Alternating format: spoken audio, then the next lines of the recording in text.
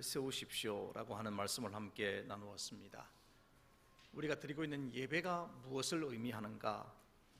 네 가지 이야기를 말씀을 드렸습니다. 그것은 하나님을 경배하는 것이고, 하나님을 섬기는 것이고, 또 하나님을 사랑하는 것이고, 봉사하는 것이다.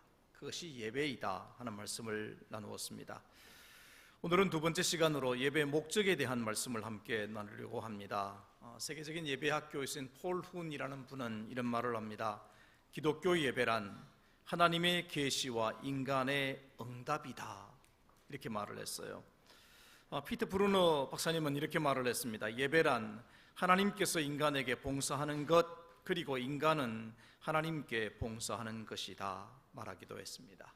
그러니까 예배는 그야말로 하나님의 일하심과 사람의 일함이 함께 이루어지는 그 시간, 그게 바로 예배의 시간이다, 이렇게 말할 것입니다.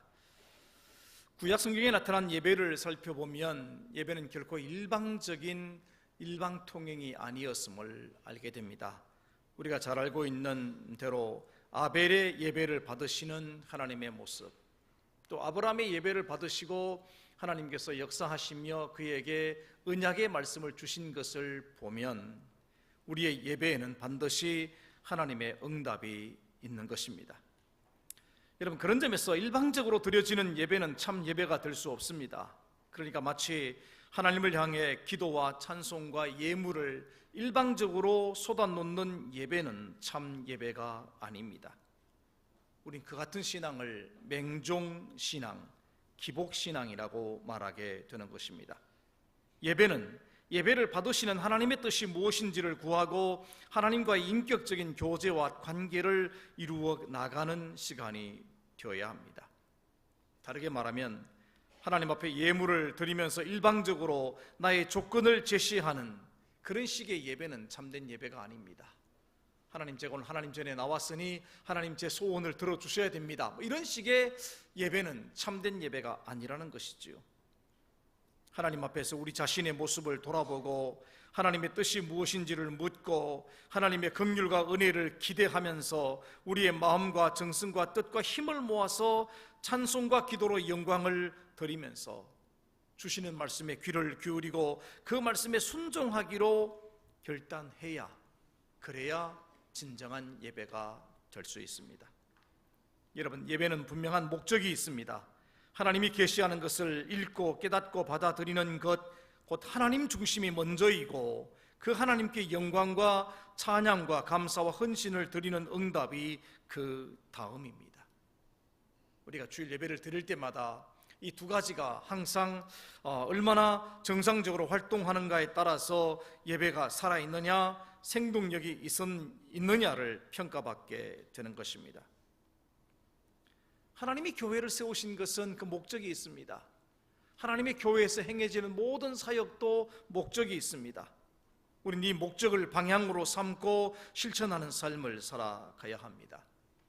먼저 우리는 교회를 세우신 주님의 뜻, 교회 안에서 이루어져야 할 5가지 사역을 우린 사도행전을 통해서 이렇게 늘 말하죠. 예배를 드리고 전도를 하고 교육을 하고 봉사를 하고 교제하는 사역을 교회가 해야만 된다, 이렇게 말합니다. 그러나 그 중에서 하나님이 교회를 통해서 가장 크게 생각하시는 사역이 있다면 그것은 예배의 사역입니다. 여러분, 예배는 선택이 될 수 없는 필수 사역인 것이죠. 교회의 본질이고 교회의 자기 표현입니다. 교회를 다르게 말하면 예배하는 공동체입니다. 만약 교회에서 예배를 빼버린다면 더 이상 교회가 될 수 없다는 말이기도 합니다. 만일 교회가 예배를 소홀하게 취급하고 성도가 예배 생활에 불성실하다면 그 교회나 그 성도는 교회의 가장 중요한 목적을 등한시하는 건강하지 못한 교회를 세우게 되는 것입니다. 여러분, 예배의 열정이 사라진 교회, 예배로부터 멀어진 신앙생활은 결코 바르지 못합니다. 오늘 우리가 초대교회를 생각하고 따라가야 할 이유가 바로 여기에 있습니다. 성경으로 돌아가서 그들이 어떻게 예배 드렸는가를 살펴보아야 합니다. 초대교회는 어떻게 예배를 드렸습니까? 그들은 예배를 위해서 모이기를 힘썼습니다. 예배에 몰두하고 예배를 뜨겁게 사랑했습니다. 사도행전 2장 42절을 보면 그들이 사도의 가르침을 받아 서로 교제하고 떡을 떼며 오로지 기도하기를 힘쓰니라. 이처럼 온전한 예배 생활을 통해서 초대교회와 성도들의 신앙 생활에는 능력이 있었습니다. 온 도시와 마을에 영향력을 행사할 수 있는 그런 그리스도인이 되었습니다. 그렇다면 구체적으로 예배의 목적이 무엇입니까? 우리는 이 예배의 목적을 가지고 우리 스스로를 점검하는 기준으로 삼아야 합니다. 첫 번째는 하나님과의 만남이 예배의 목적입니다. 그래서 우리는 만남의 예배를 드려야 한다는 것이죠. 예배는 하나님과 예배자의 만남입니다. 기독교 예배는 우발적인 사건이 아니고 무의미한 관계가 아니라 살아계신 하나님과의 만남의 관계입니다. 이미 인간이 에덴 동산에서 하나님께 불순종함으로써 하나님과의 교제가 단절되었습니다. 죄인된 인간이 하나님께 나아가 거룩하신 하나님의 이름을 부르며 경배할 수 있게 된 것은 중보자 되시는 예수 그리스도의 은혜 때문입니다. 그러므로 예배는 예수 그리스도 안에서 이루어지는 하나님과 사람의 교제입니다. 그러나 분명한 사실은 이 만남의 주체는 사람이 아니라 하나님이십니다. 오늘 여러분이 하나님을 만나주러 오신 것이 아니라 하나님이 여러분을 초청하셔서 이 자리에 오신 줄 믿으시기 바랍니다. 하나님이 불러주셔야 올 수 있는 자리가 예배의 자리입니다. 하나님이 우리를 찾아오시고 예배의 자리로 초청하십니다. 하나님은 모든 예배 시간마다 오셔서 만남의 자리를 열고 계신 것입니다.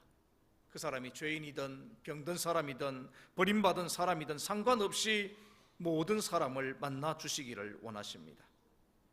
인간은 고통 속에서 살고 자기를 다스리지 못하는 한계 속에서 살아갑니다. 그래서 사람들은 언제나 우울하죠.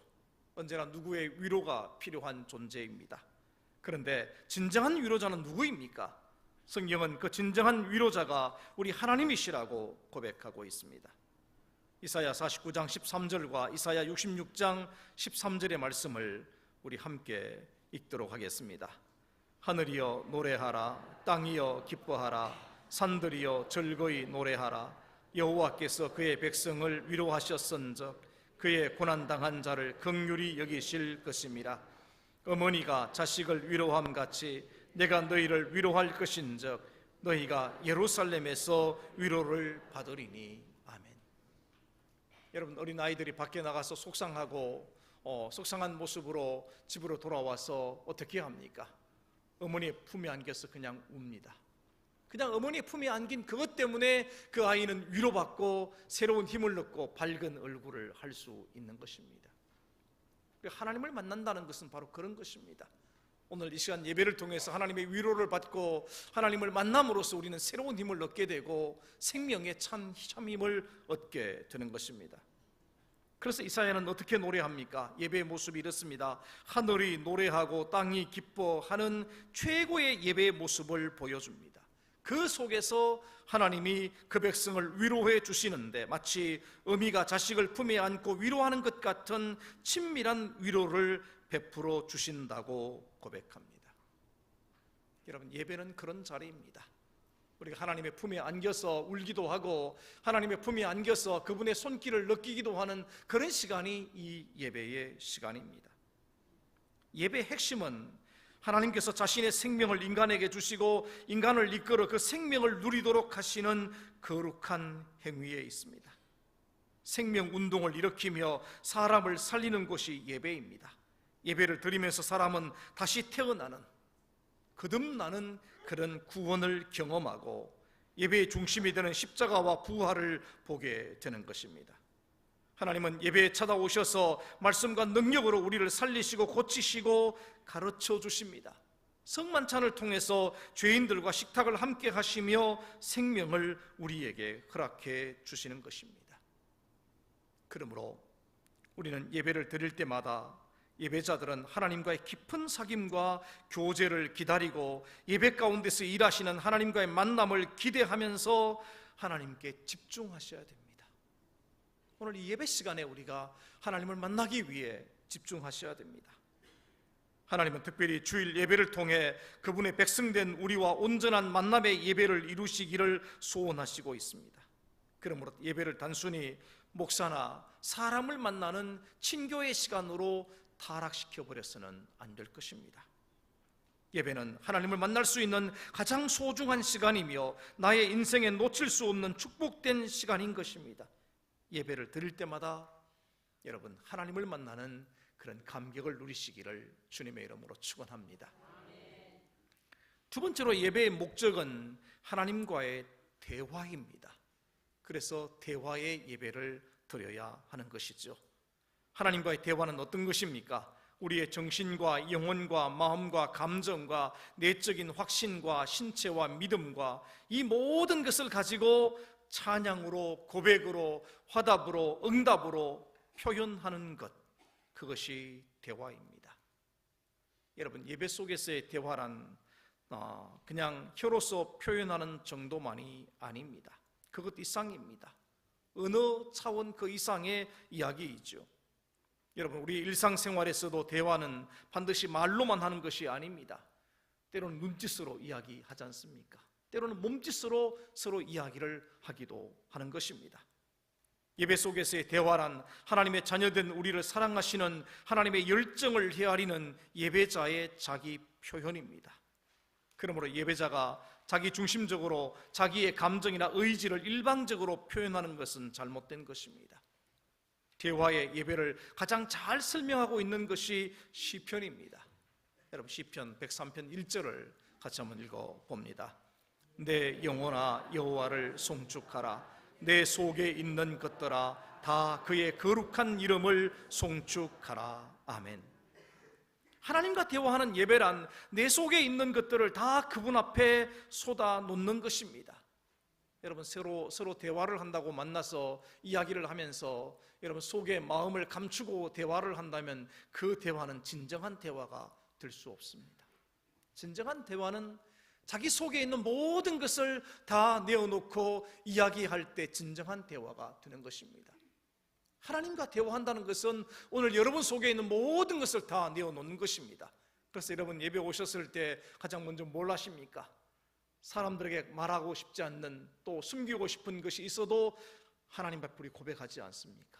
여러분의 죄를 고백하고 잘못된 것을 고백하면서부터 여러분 속에 있는 속상한 일들과 또 소원의 마음까지 고백하고 있지 않습니까?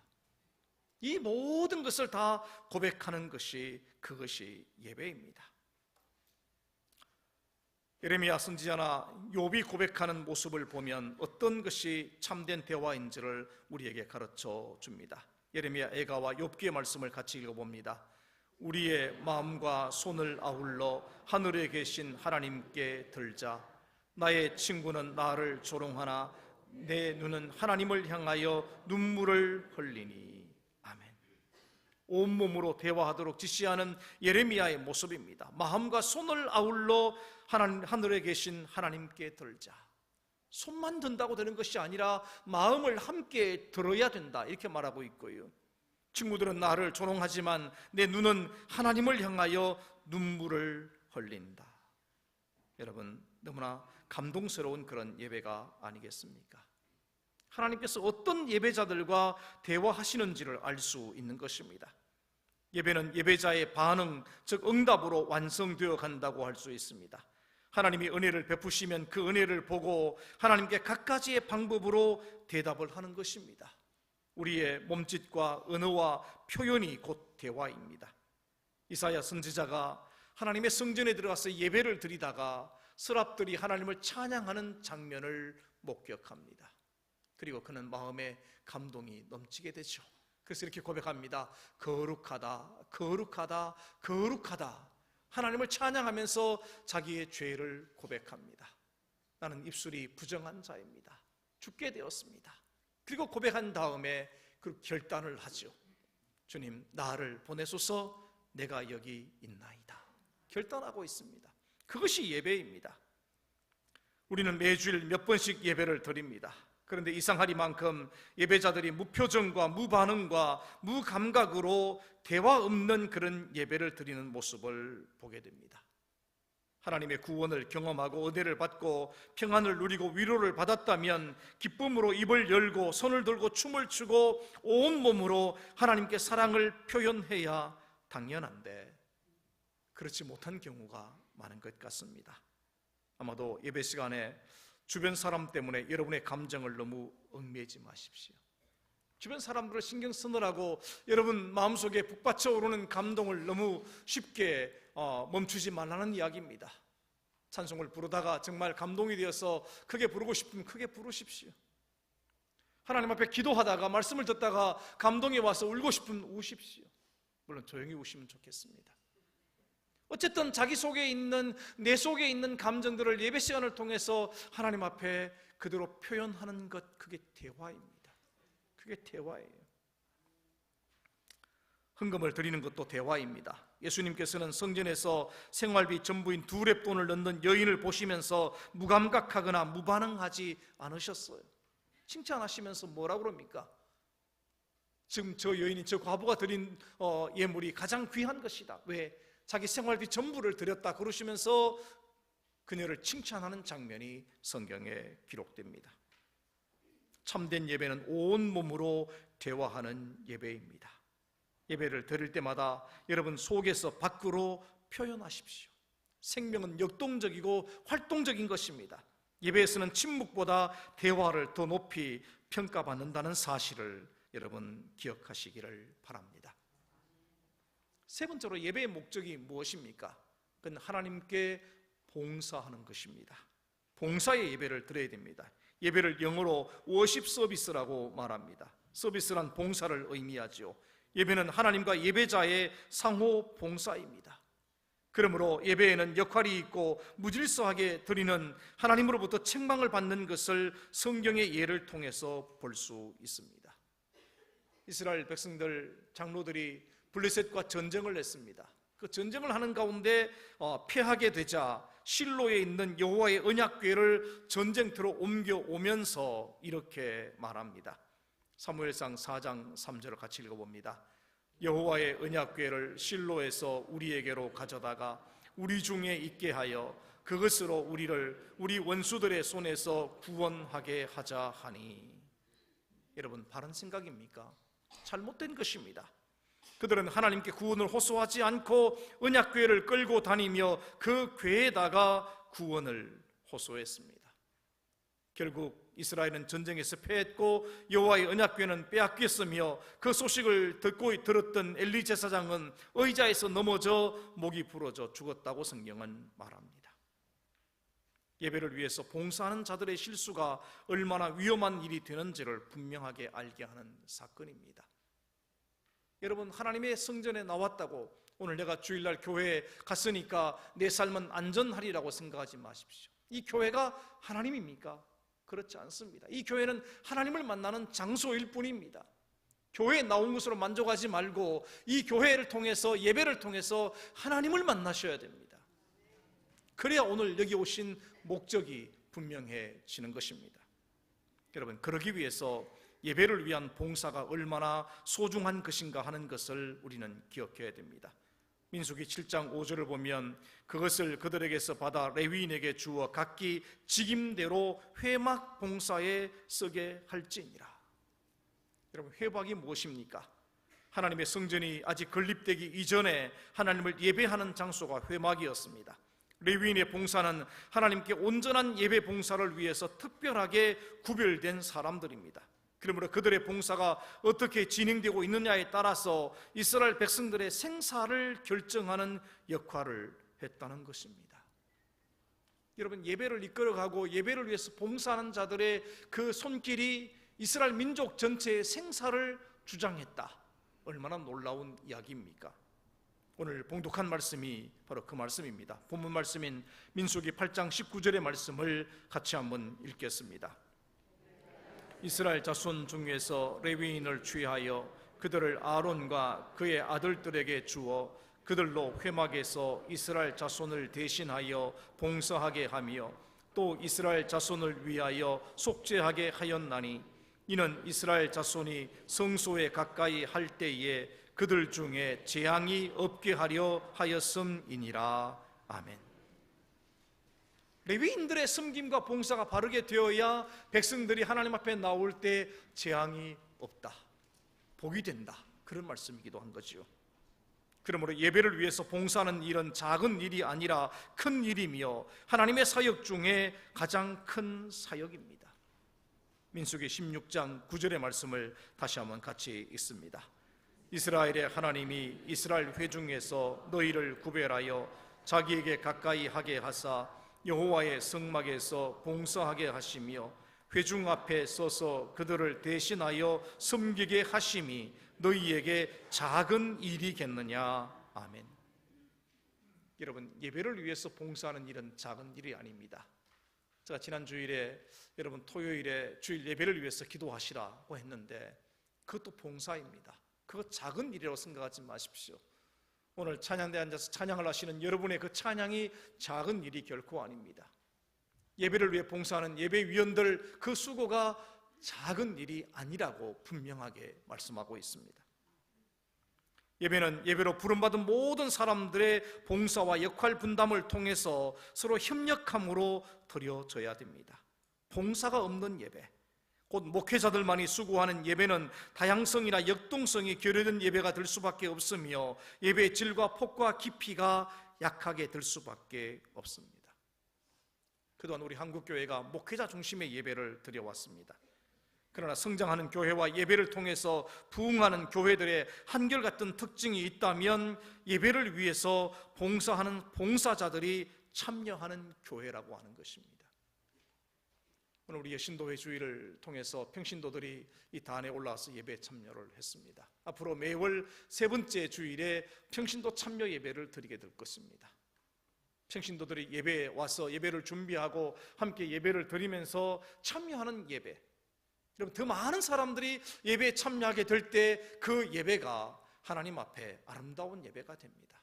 왜냐하면 예배는 하나님께 봉사하는 그런 시간이기 때문에 그렇습니다. 이제 우리는 생각을 바꿔야 됩니다. 보는 예배에서 봉사하는 예배로 바꾸는 교회를 만들어야 합니다. 교회 직분자들이 가장 먼저 해야 될 사역은 예배 사역입니다. 예배를 위해서 맡겨진 봉사의 위치를 소홀하게 취급하지 않고 하나님께 드리는 예배를 영광스럽게 드리기 위해 힘을 모아 봉사할 때 예배를 통해 일하시는 하나님의 역사가 강하게 나타나게 될 줄로 믿습니다. 마지막으로 예배의 목적이 무엇입니까?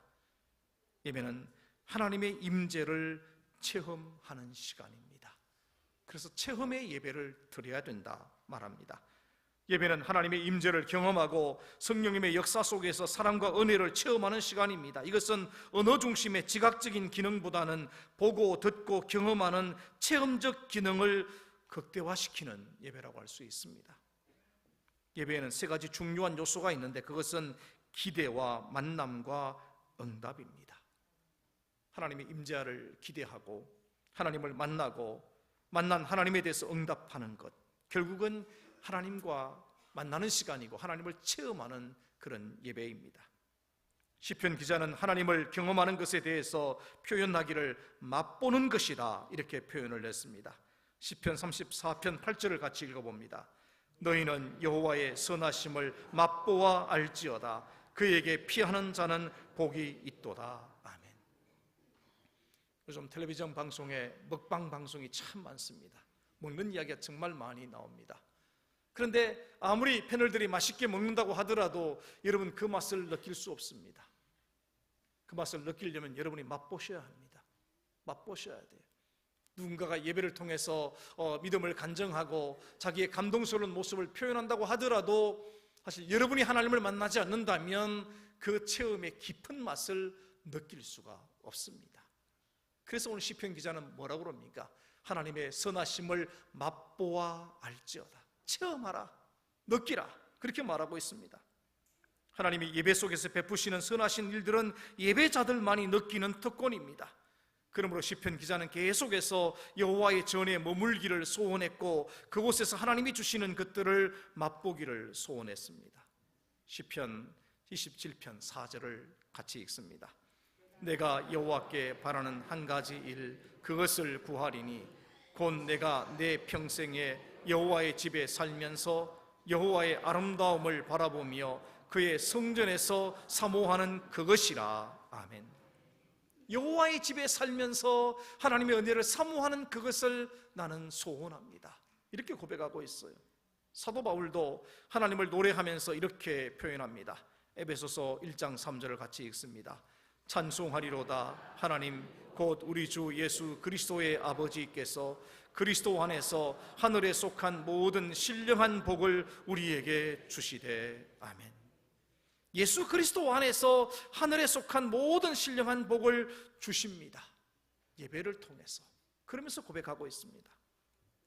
우리는 매주일 하나님께 예배드리기 위해서 교회를 찾아옵니다. 교회 예배 가운데로 나올 때 우리는 은혜 받기를 원하고 자신의 문제들이 해결되고 힘을 얻기를 기대하며 예배에 온 정성을 기울입니다. 잘못된 것이 아닙니다. 그것도 옳은 일입니다. 그러나 좀 더 성숙함과 깊은 맛을 느끼는 예배는 그것이 아니라 하나님을 체험하는 것입니다. 은혜를 받느냐 못 받느냐의 문제가 아닙니다. 문제를 해결받느냐 아니냐의 차원을 넘어서는 것입니다. 예배 시간에 여러 가지 요소들 속에서 하나님을 체험하는 것이 중요합니다.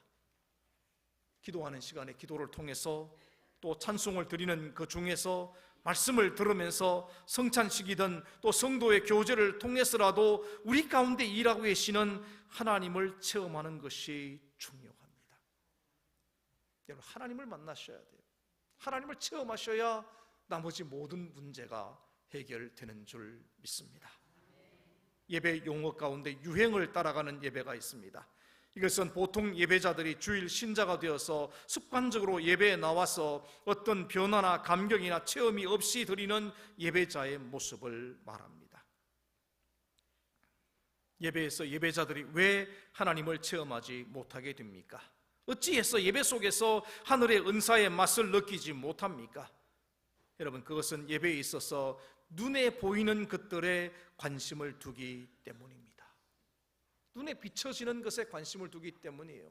오늘 예배 인도자가 얼마나 능숙하게 예배를 인도했는가, 기도자가 얼마나 정말 유창한 기도를 했는가, 찬양대의 찬양의 완성도가 얼마나 좋았는가, 설교가 재미있었는가, 사람들의 분위기가 좋았는가, 이런 것에 관심을 두면 하나님을 만나지 못합니다. 여러분, 그런 것들은 눈에 보이는 것들입니다. 정말 우리가 관심 둬야 할 것은 그것이 아닙니다. 예배 진행이 때때로 성숙하지 못하고 오늘 설교가 별로 재미가 없다고 하더라도 여러분, 하나님을 향해 마음과 뜻을 고정하고 그 하나님만을 열망하며 하나님을 찾을 때, 하나님을 기대할 때 하나님을 만나고 체험할 수 있습니다. 시편 기자는 뭐라고 고백하는지 같이 한번 읽어보십시다. 주를 찾는 자는 다 주 안에서 즐거워하고 기뻐하게 하시며 주의 구원을 사랑하는 자는 항상 말하기를 여호와는 위대하시다 하게 하소서. 아멘. 주를 찾는 자, 그들이 주 안에서 즐거워하고 기뻐하게 하시는 분이 하나님이십니다. 오늘 주님을 찾으셔야 돼요. 그렇다면 하나님은 무엇을 원하십니까? 시편 51편 17절을 보면 이렇게 말합니다. 하나님께서 구하시는 제사는 상한 심령이라. 하나님이여 상하고 통회하는 마음을 주께서 멸시하지 아니하시리이다. 여러분, 우리 마음을 내고 우리의 심령을 주님께 드리면서 주님 만나기를 사모하셔야 돼요. 여러분, 그러므로 우리는 예배의 바른 정신을 회복해야 됩니다. 예배의 정신이 무엇입니까? 마음을 다하고 힘을 다하고 뜻을 다하고 목숨을 다하여 하나님을 사랑하고 하나님을 향해 나아갈 때 우리는 예배 가운데서 하나님을 체험할 수 있습니다.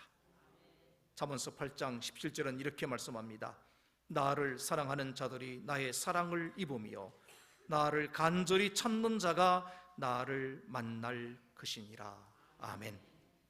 사랑하는 성도 여러분, 오늘 우리는 하나님을 향해 예배하는 예배의 목적을 분명히 세워야 됩니다. 우리가 무엇 때문에 이 예배 시간에 오셔서 예배를 드리고 있습니까? 하나님을 만나고 하나님과 대화하고 하나님께 봉사하기를 원하고 하나님을 체험하기 위해서 이 예배를 드리고 있는 것입니다. 하나님께 드려지는 모든 예배를 통해서 우리 하나님을 만나는 참 예배자가 되어지시기를 주님의 이름으로 축원합니다. 기도하겠습니다. 거룩하신 아버지 하나님, 우리를 불러주셔서 이 예배에 참여하게 하신 것을 감사합니다. 이 예배를 통해 우리 하나님을 만나기를 원합니다. 우리 하나님과 대화하기를 원합니다. 우리 하나님께 봉사하기를 원합니다. 하나님의 일하심과 역사하심을 체험하기를 원합니다. 사랑하는 주의 백성들, 하나님을 예배할 때마다 하나님을 만나는 그 감격으로, 기쁨으로 예배할 수 있도록 은혜 베풀어 주시옵소서. 예수님 거룩하신 이름으로 기도하옵나이다. 아멘.